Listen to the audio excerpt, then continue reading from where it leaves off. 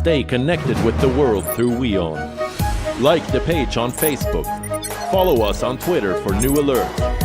Instagram for videos and images. And the website for the latest news, views, and analysis. WIONews.com. World is one.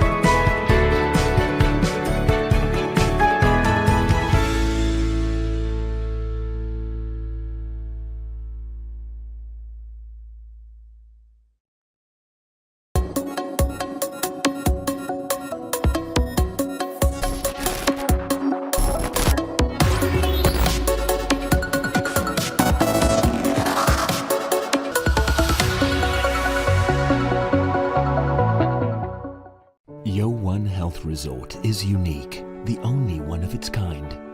Experience the 4 paths of natural wellness: yoga, Ayurveda, acupuncture, and naturopathy. Each uniquely customized program improves the whole person to make every person whole. Come to WION Health Resort. Make your reservation at WION.com. What a week it has been. From diplomacy and defense to the hard-to-miss dynamics between the Indian Prime Minister Narendra Modi and US President Joe Biden, and the full display of India's soft power at the United Nations. We've been right here in the United States covering it all and dissecting the developments for you.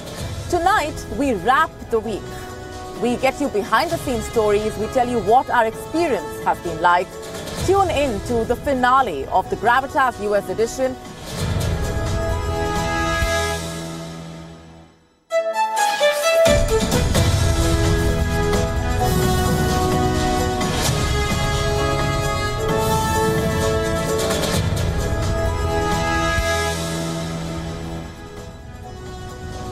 Hello and welcome to the final episode of Gravitas US edition.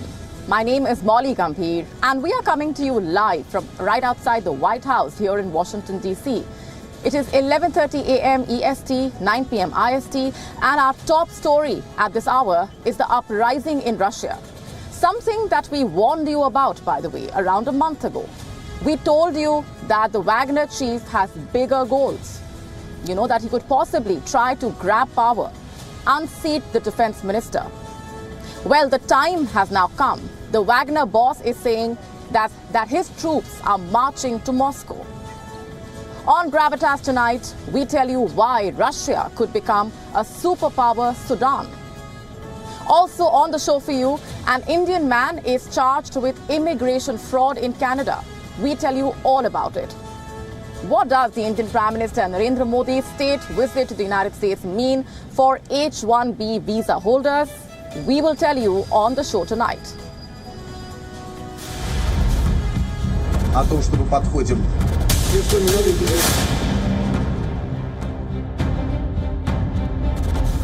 Амбиции и личные интересы привели к измене.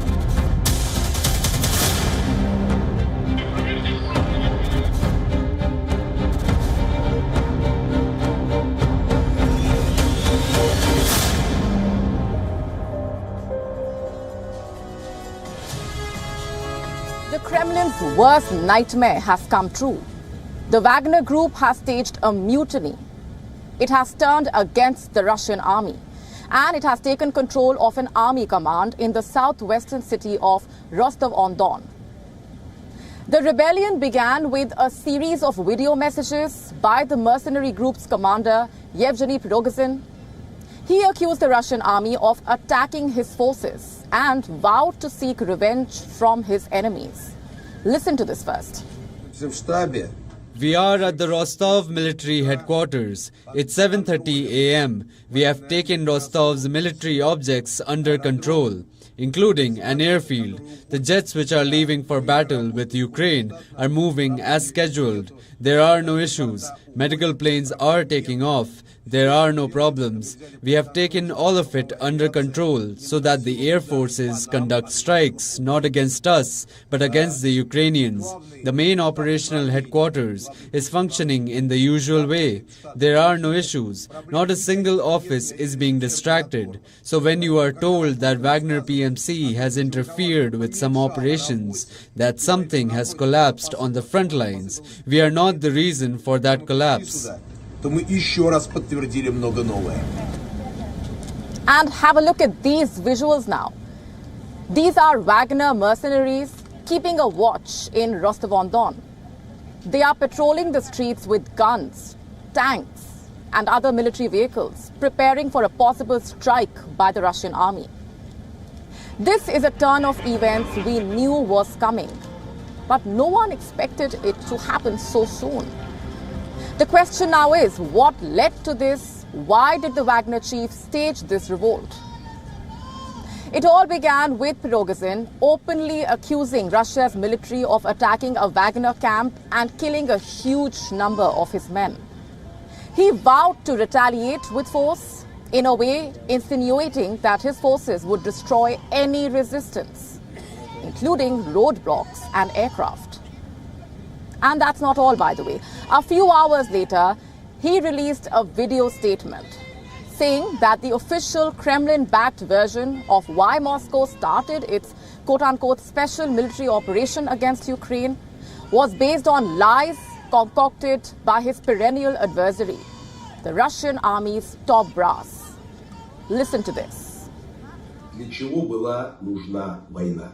Why was the war needed? The war was needed so that a handful of scumbags could have a blast and get PR attention showing how strong the army is, so that Shoigu could become a marshal, and that decree was ready by then, so he could get a second hero star, because he really wanted to become part of the Russian history as a great Tuva national, twice hero of Russia, and a marshal basically during peacetime. The war was needed not in order to return the Russian citizens to our bosom, and not in order to demilitarize and denazify Ukraine. It was needed for one star with additional embroidery, so that one mentally sick man could look good on a coffin pillow. Была нужна ради одной звезды с дополнительной вышивкой. Now, I just want to stress on a few lines that he stated there. The war was needed so that a handful could have a blast, so that they could get PR attention showing how strong the army is. Now, these are big statements, big enough to spark more mutinies within Russia's ranks. And the question is, what is Moscow going to do about this? Well, the Russian president delivered an address earlier today. He called the Wagner Group's actions an armed mutiny, adding that anyone taking up arms against the state would be punished. Not just that, he said he would do everything to protect Russia, and that quote-unquote decisive action would be taken to stabilize the situation in Rostov-on-Don. Listen to this now. I repeat, any internal turmoil is a mortal threat to our statehood, to us as a nation. This is a blow to Russia, to our people. The actions we will take to protect our homeland from such a threat will be harsh. All those who consciously chose the path of betrayal, who prepared an armed mutiny, who chose the path of blackmail and terrorism, will suffer an inevitable punishment, will answer both before the law and our people. And immediately after this statement, armed police were seen at the Wagner Center in St. Petersburg. There is no word on how many officials of the agency have been detained. And back in Rostov-on-Don, the traffic has come to a standstill. The main highway to the city stands blocked. A large number of vehicles are standing still, not being able to drive north in Moscow's direction. Meanwhile, the Russian Defense Ministry has issued this statement. It has asked the Wagner fighters to abandon their chief, telling them that they had been deceived and dragged into a criminal adventure. And last we checked, none of the mercenaries had abandoned their commanders. In fact, the group is threatening to march towards Moscow if their demands are not met. And this begs the question, is this turning Russia, a superpower, into Sudan? Remember, Sudan has been mired by an internal conflict. There are two warring sides here. One is fighting on the behalf of the government, and the other is fighting for a rebel group. Are we going to witness a rerun of that in Russia? This story is still developing, and we will be tracking it very closely.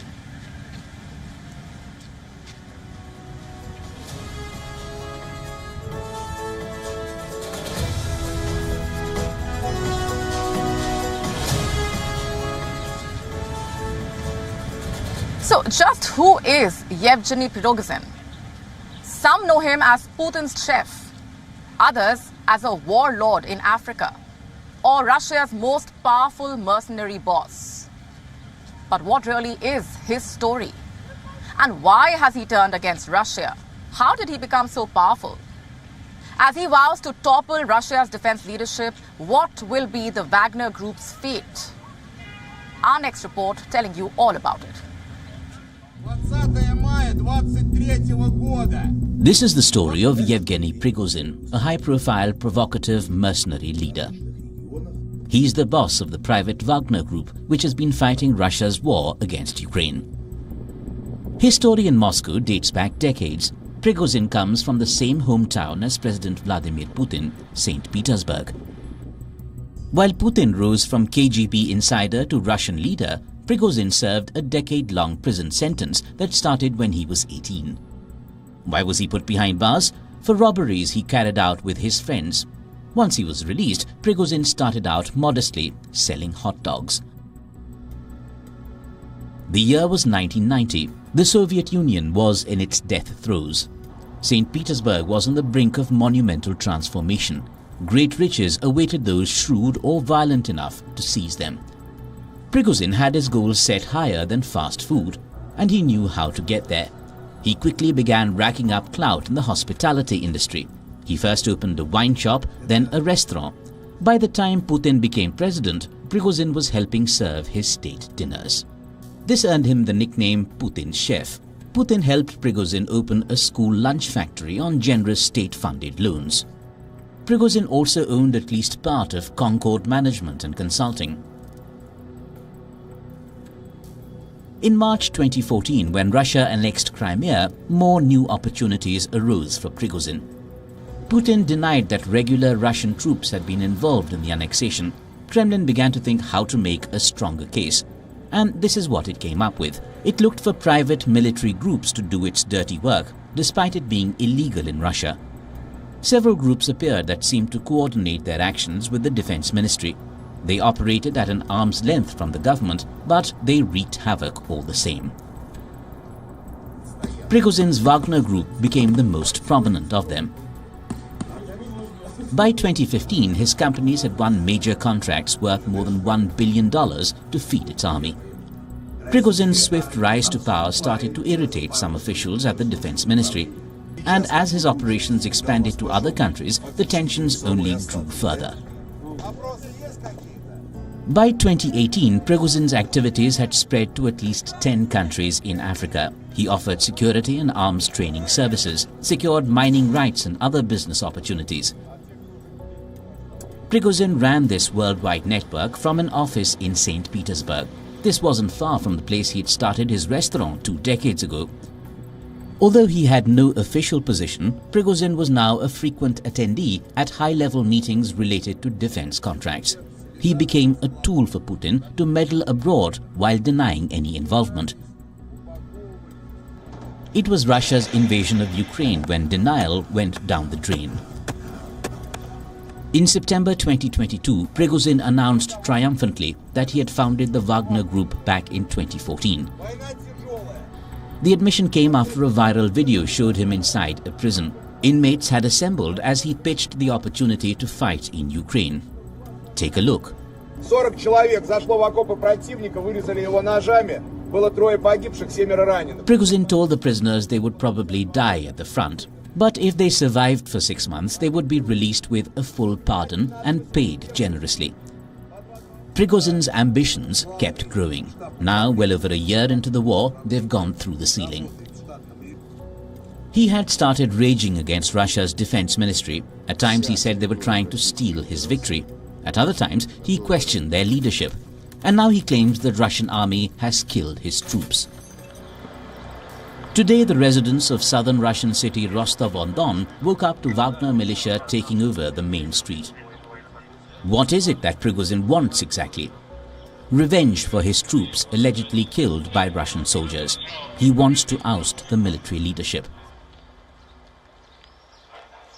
He had said that 25,000 of his fighters were moving towards Moscow to restore justice.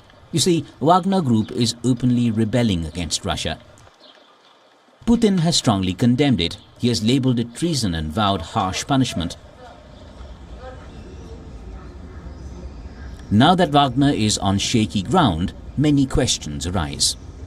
What will happen to Wagner units? What will happen to the mercenary group's overseas commitments?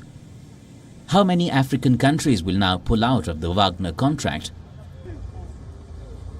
Earlier in February, French President Emmanuel Macron had pointed towards this ticking bomb. He had described the group as life insurance of failing regimes in Africa. He said that African nations would eventually stop turning to Wagner as it only sows misery. Has that time finally come? Bureau Report, WION World is One. And after a defining visit to the United States, Prime Minister Modi is all set to begin his visit to Egypt today. And once again, Prime Minister Modi is expected to fit in close to a dozen engagements within a 24-hour window, starting with a round table with the President, Abdel Fattah al-Sisi.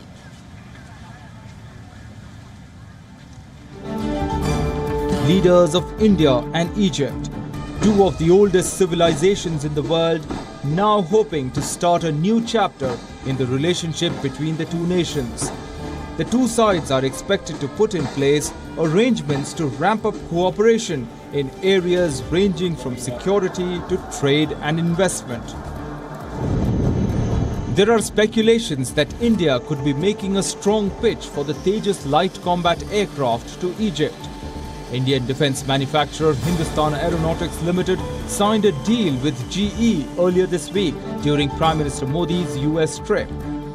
As per reports, India is also weighing a proposal to begin barter trade in goods like fertilizer and gas with Egypt. This is being seen as part of a wider deal that could see New Delhi extending a credit line worth several $1 billion to Cairo.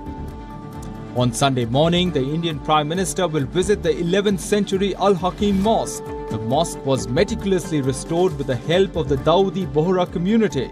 Prime Minister Modi has over the years built a deep relationship with members of this Islamic sect, often seen as his retort to allegations of Islamophobia and mistreatment of minorities in India.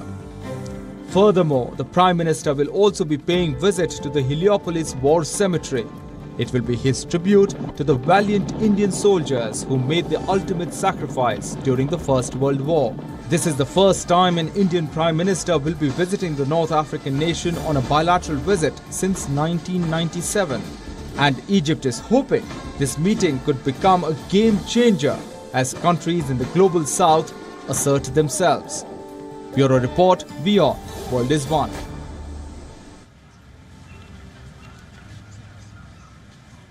So what have been the key takeaways from the Indian Prime Minister Narendra Modi's United States state visit, and what are the expectations from here onwards? I earlier spoke to Tim Romer, who is the former US ambassador to India. He also attended the Prime Minister's luncheon engagement with the Vice President Kamala Harris and the US Secretary of State Antony Blinken.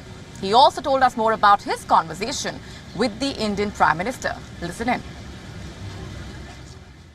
With India and the United States further cementing their partnership on multiple levels, with me is a very special guest, former ambassador to India, former US ambassador to India, Tim Romer. Thanks very much.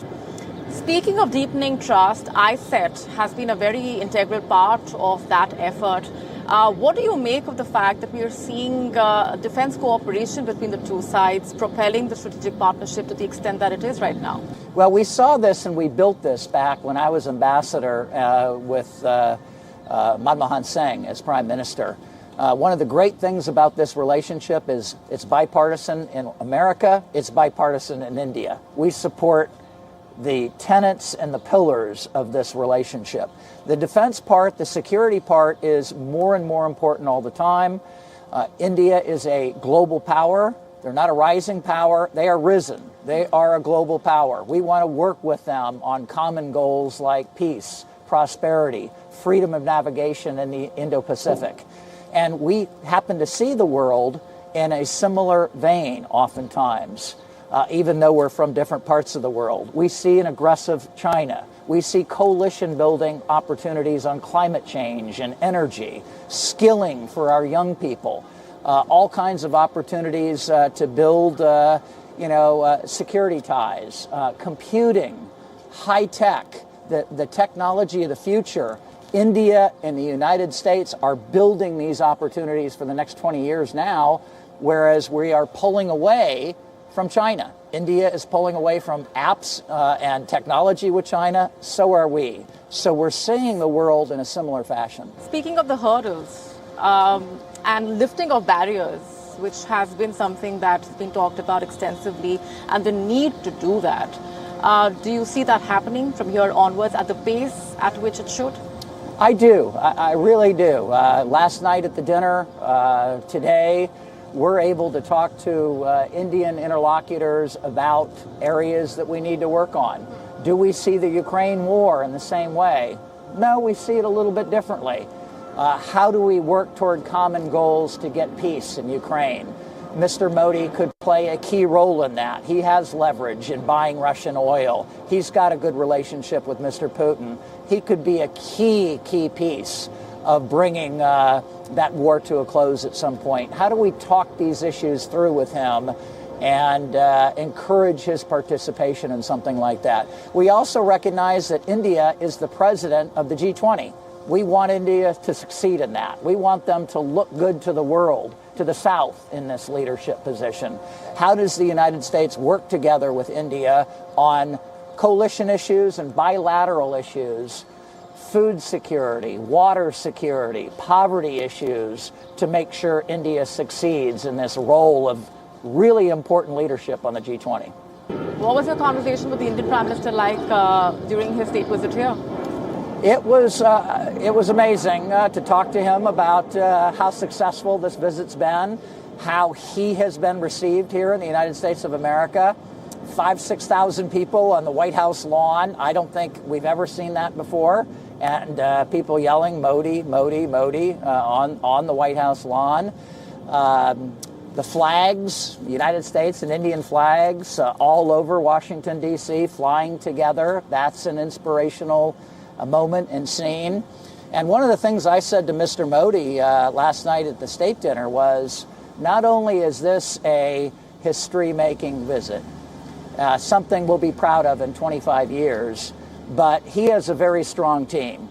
He has a strong team of smart policymakers like Dr. Jaishankar, like Jeet Doval, that help us come up with these ideas and then implement them. Ambassador, pleasure speaking with you. Thanks very much. Thank you, Molly. Thank you. Appreciate it. Take care. Thank you.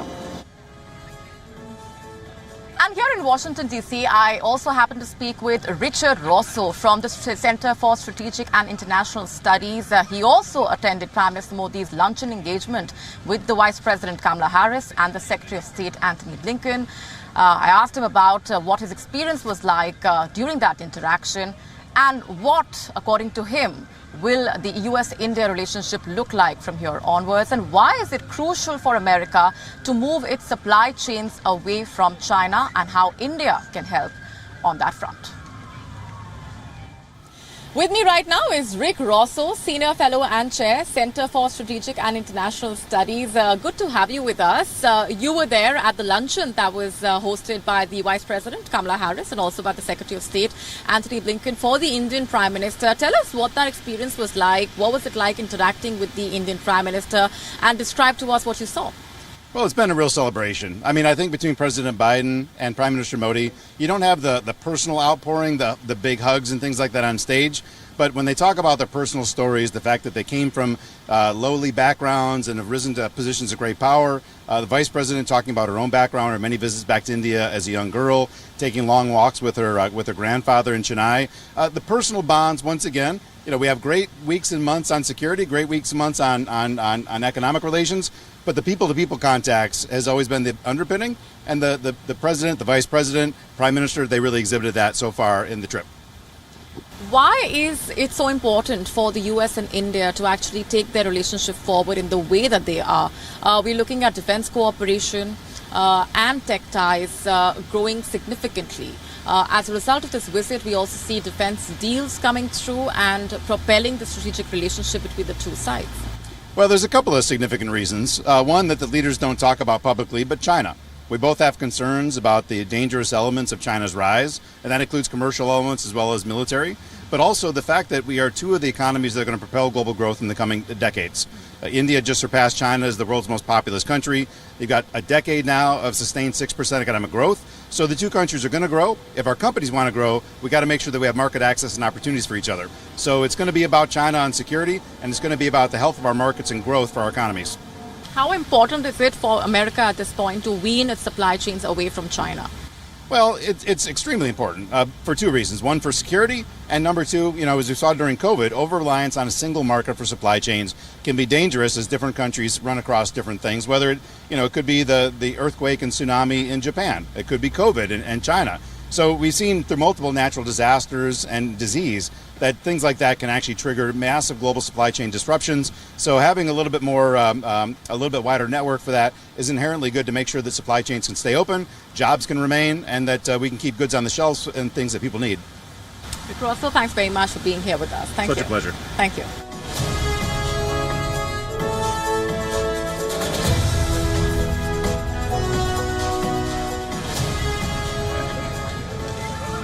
Shifting our focus now to a subject that has often troubled Indians here in the United States, the renewal of H-1B visas. Prime Minister Modi addressed the Indian diaspora yesterday and left the crowd cheering with some good news. Prime Minister Modi announced that people will soon be able to renew their H-1B visas without traveling to India. अब ये निर्णय लिया गया है कि H-1B visa को renew करने के लिए आपको अमेरिका से बाहर नहीं जाना पड़ेगा. A pilot project will start soon and Indian nationals will be included in the project. The aim essentially will be to implement the program for a large group of H-1B holders in 2024. And the program will also include L-1 visa holders. People use L-1 visas when they transfer within a company, but to a position in the US. But will this project truly help the Indian Americans? You see, every year, the US gives 65,000 H-1B visas to companies seeking skilled foreign workers. And those visas are valid for 3 years and then need to be renewed. Earlier, H-1B visas could be renewed within the United States. But after 2004, workers with the H-1B had to go back to their country for renewal. Imagine traveling for several hours just to get a stamp on your passport. And from this new move on the renewal process, as a result of this, thousands of Indian professionals will be able to continue with their jobs without any hassle. President Biden and Prime Minister Modi also emphasized that mobility of professionals is crucial for bilateral economic collaboration. And let's just remind you, Indian citizens have been the most active users of the US H-1B program. Indians made up 73% of the nearly 442,000 H-1B workers in the year 2022. Indian citizens have faced a ton of difficulties to get a visa to live in the US. In April, over 10 million jobs had stood open in the US, but Indians could not fill up the positions. On the other side, thousands of H-1B holders in the tech sector have been laid off this year in the US. And to help the cause, Prime Minister Modi announced that 2 new US consulates will open. in Bengaluru and Ahmedabad. And on a similar note, the US will also open a new Indian consulate in Seattle. And all of this is a part of the people-to-people initiative. The initiative came out of a bilateral meeting between the two leaders.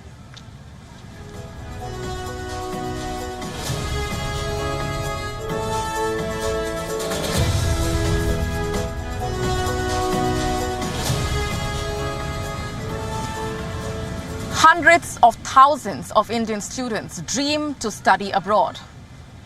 And for many, Canadian universities are the hot spot to give their career a kickstart. You know, they prepare for years, build a solid resume, a perfect mix of academic and co-curricular activities. You see, it takes a lot of hard work and commitment. But unfortunately, many end up being conned. Reports say the latest fraud may have been done by Brijesh Mishra, an Indian citizen. He issued fraudulent university letters of acceptance to Indian students, and he is facing 5 charges under the Immigration and Refugee Protection Act. The Canada Border Services Agency, or CBSA, has launched an investigation. They are looking into his alleged involvement in counseling misrepresentation. But who really is suffering in the end? It's the students. Many did not even know that they have fallen victim to forged documents. Only months ago, about 700 such Indian students were served deportation notices. Can you imagine what these students must have gone through? Put yourself in their shoes for a minute. Their entire career hanging in the balance. They would have to start their degrees and diplomas from scratch. And in today's overly competitive environment, where there are hundreds of applicants for a single job opening, no student wants to fall behind. So they flocked to the streets, alleging that they had been defrauded. The Immigration Minister, Saw Fraser, took to Twitter saying, "Our focus is on identifying the culprits, not penalizing the victims. Victims of fraud will have an opportunity to demonstrate their situation and present the evidence to support their case." And last week, Fraser announced a freeze on the planned deportation of dozens of these students. And Canada is also working closely with institutions to verify acceptance letters beforehand. You see, Canada is a popular destination for international students. Why is that? There are multiple reasons for that.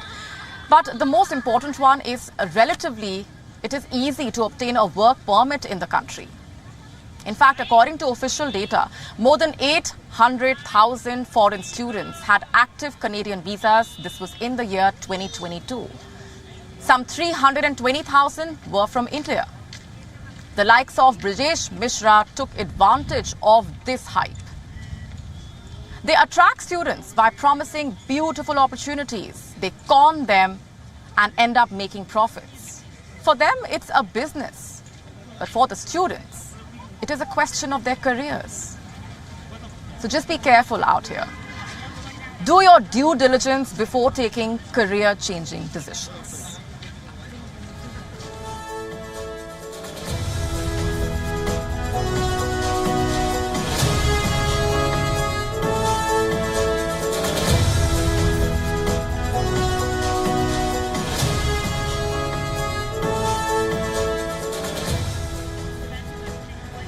And our next story is about the Wuhan virus.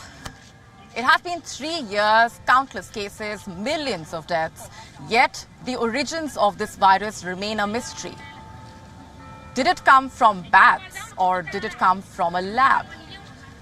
The US intel community has made a new claim now. It says that it has found no direct evidence of a biosafety incident or of the pre-pandemic presence of the virus that caused COVID-19 at a laboratory in Wuhan. And this is according to a report released on Friday by the Office of the Director of National Intelligence. These newly declassified documents add a fresh twist to a growing body of inconclusive evidence about the origins of the pandemic. It is an exhaustive 10-page report which was mandated by legislation passed by the US Congress and signed into law in March by the US President. The aim was to look specifically at potential links between the Wuhan Institute of Virology and the start of the COVID-19 pandemic. The report found US intelligence agencies remain divided on whether the pandemic began through natural transmission or by accident. The report notes that some scientists at the institute genetically engineered coronaviruses through common practices.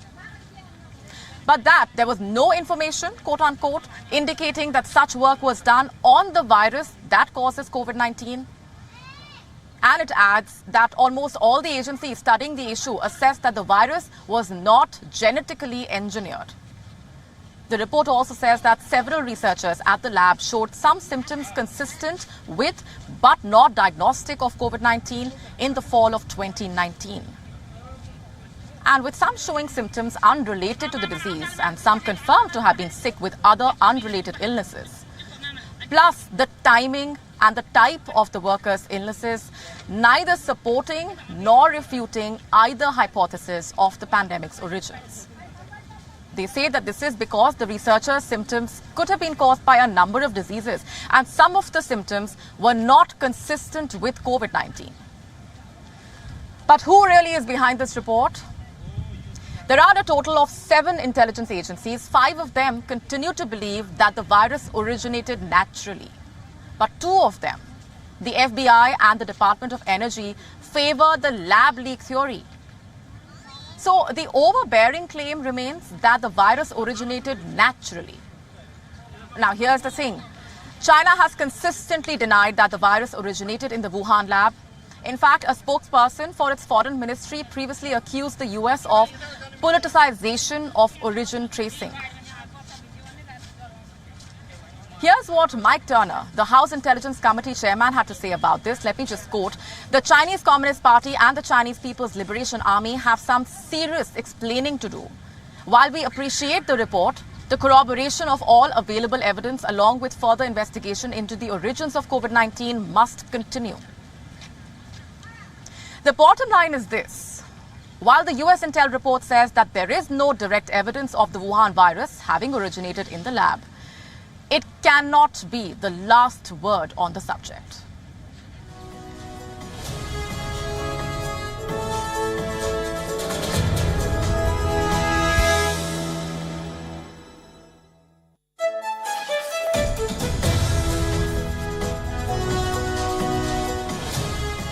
Moving on for now, the US has charged multiple Chinese entities and individuals with trafficking of chemicals used in production of fentanyl. This is part of Washington's crackdown on the production of the drug, whose abuse has become a menace in the country. And this, by the way, is the first time that the US has indicted Chinese firms over charges of trafficking fentanyl ingredients inside its territory.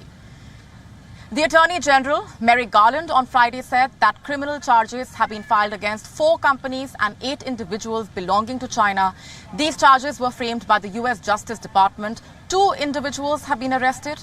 The 8 individuals charged include executives and employees of the 4 companies. The 2 arrested are being held in Hawaii. Combating fentanyl smuggling, as we all know, has become a key priority for the US agencies. The highly addictive painkiller is considered the leading cause of death for Americans between 18 and 49 years old. In fact, as per the data from the US Immigration and Customs Department, over 20,000 Americans died due to fentanyl abuse in the year 2016. The opioid is said to be 50 times more potent than heroin and 100 times more potent than morphine. The drug is usually trafficked in the country through its borders with Mexico. And as per the US, it is mainly sourced from China. But the crackdown on the Chinese entities has come just days after Washington and Beijing agreed to stabilize their strained ties. It has risked to overturn the positive outcomes which were achieved through the recent visit of the US Secretary of State, Antony Blinken, to Beijing. The Chinese embassy in the United States, meanwhile, denouncing the arrests and the charges. It condemned the move as, I'm quoting here, a well-planned entrapment operation by the United States. It said that the prosecution infringes upon the legitimate rights of relevant enterprises and individuals. The embassy has warned that it can create obstacles for the China-US counter-narcotics cooperation.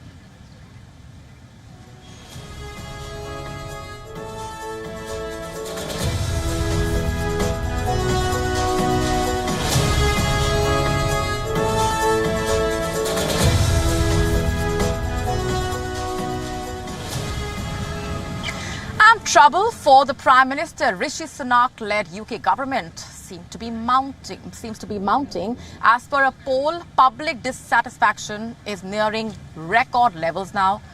And this has come as a further blow to Rishi Sunak, whose cabinet is dealing with a spate of resignations and embarrassment over parliamentary report on the Partygate scandal.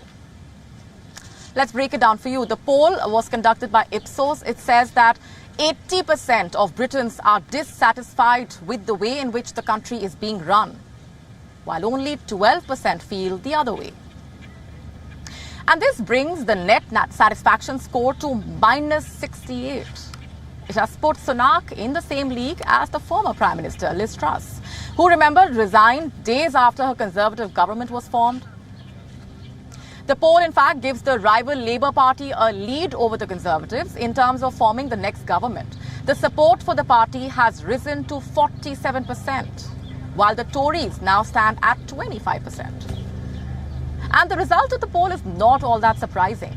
The confidence in the government was expected to shake given the number of MPs who have stepped down from the cabinet. The most high-profile resignation, in fact, coming from the former Prime Minister Boris Johnson. He, remember, resigned as an MP after Privileges Committee in a report had accused him of misleading the Parliament. This was over the Partygate scandal. And apart from this, the then Deputy Prime Minister, Dominic Raab, and MP Gavin Williamson had to tender the resignations over bullying allegations. Back in January, Rishi Sunak was forced to sack the Conservative Party chair, Nadeem Zahawi, for violating the ministerial code over his tax returns. Sunak himself is facing an investigation of his own into his wife's shareholdings in a childcare company. Apart from this, the UK's economy is not doing as well as it was touted to do after Brexit. It has grown at a much lesser pace as compared to other G7 nations. In fact, a report from the Tony Blair Institute of Global Change stating that damage to the economy done by exiting the European Union is undeniable. Investment also has been 31% lower than the pre-referendum levels. The country has been rocked by a series of strikes from workers from multiple sectors, including health and railways. And this has created a mountain of challenges for the Prime Minister and his government.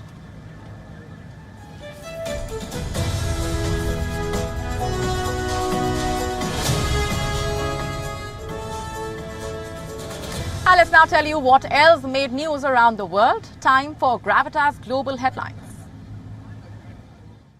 Greece did not respond to an offer to send a plane to monitor a migrant boat that later sank with huge loss of life, EU border officials say. At least 82 people are known to have died in the incident last week, but the UN says a further 500 may have drowned. Greece has faced criticism for not doing more to respond to the disaster.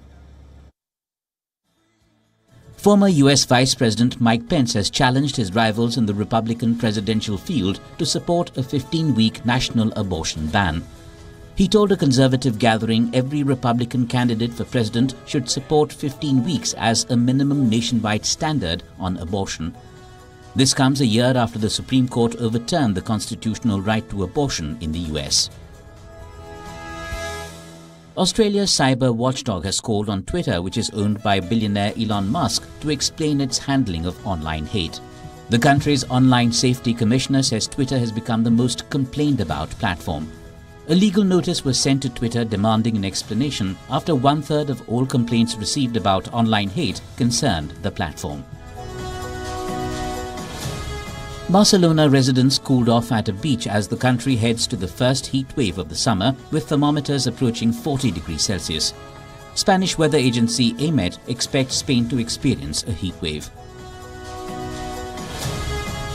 A new flying vehicle for taxi services driven by electric power has caught visitors' eyes at the 54th International Paris Air Show held in Paris. 11 people were injured on Cathay Pacific's flight CX-880 at Hong Kong's International Airport after the carrier aborted takeoff due to a technical issue. Victims of the ravaging floods in India's Assam state face food and drinking water shortages as they are cut away from the mainland after the waters washed away roads and swaths of land. Landmarks around the world were lit in colourful lights as the International Olympic Committee and World Health Organization came together to mark Olympic Day with their Let's Move initiative to encourage people to exercise. And that's all the time we have for you in this edition. All through the week, we have been tracking the Indian Prime Minister Narendra Modi's maiden state visit to the US, getting you the minute-by-minute developments, decoding the takeaways and the implications of the message that has been sent out by the US and India. The expectations have been running high, and over the next few days and weeks, we will continue to unravel what the implications of this visit really have been and the message that have been sent out. With that, it's a wrap on Gravitas US edition. This was the finale. We'll be back on Monday. For now, we're saying goodbye. Thank you very much for watching. Leaving you with Gravitas images.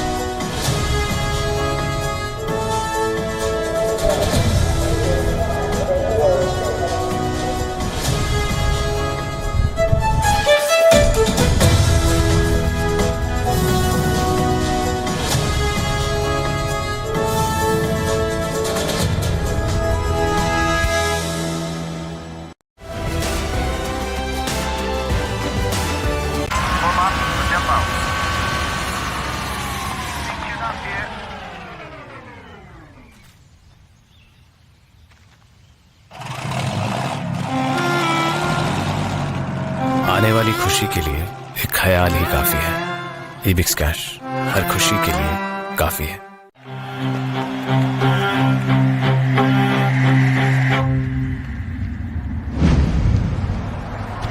कभी कभी खुशी के लिए एक उदाहरण ही काफी है। ईबिक्स cash हर खुशी के लिए काफी है।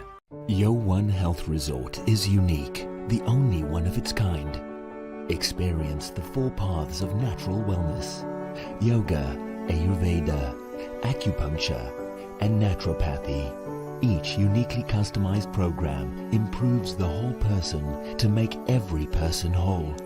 Come to WION Health Resort. Make your reservation at WION.com. After the collapse of the Kherson Dam and the deluge caused, fighting intensifies between the Ukrainian and the Russian forces. As the much talked about Ukrainian counter-offensive seems to be getting underway, France, Germany and Poland firm up talks on the security guarantees Ukraine desperately needs. All eyes are now on NATO leaders' July summit in the Lithuanian capital. Will it focus on Ukraine's push for accession to NATO? Who will be the next US president?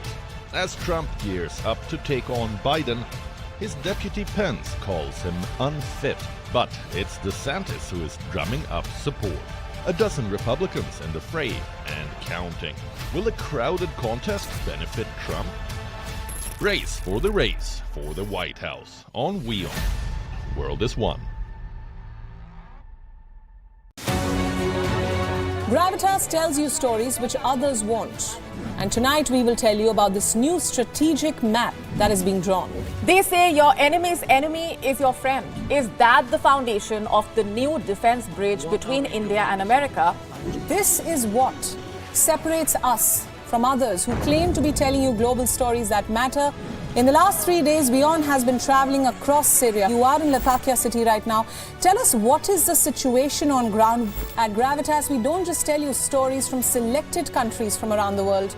2 years since the Myanmar military coup, the people of Myanmar continue to live in a nightmare. Because it does not suit their propaganda, or because they are too scared to speak truth to power.